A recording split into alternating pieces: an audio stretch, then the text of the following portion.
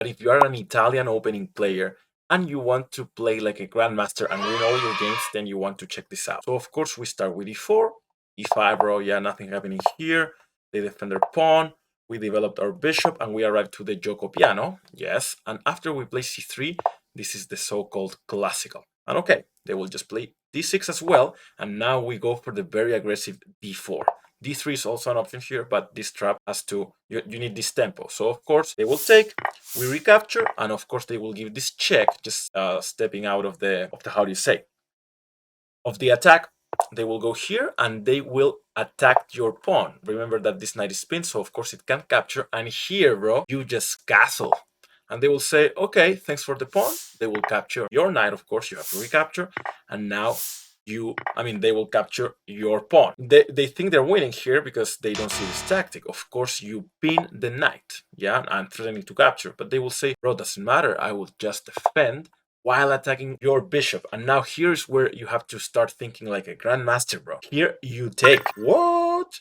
You take. Of course, they will recapture with an attack on your knight, but now you go knight g5, and we all know this kind of position, the right liver attack. Yeah, double attack there, so something has to be done.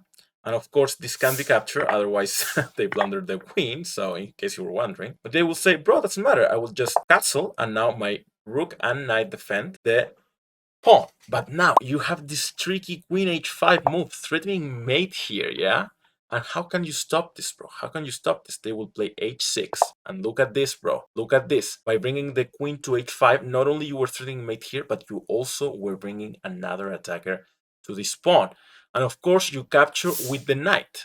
Yeah, threatening all sort of nasty discoveries, plus attacking the queen. And these guys will go here. Queen f6, like also putting some pressure in your pawn if you move your knight. But now, can you see the tricky move that you have? Of course, you have a double check.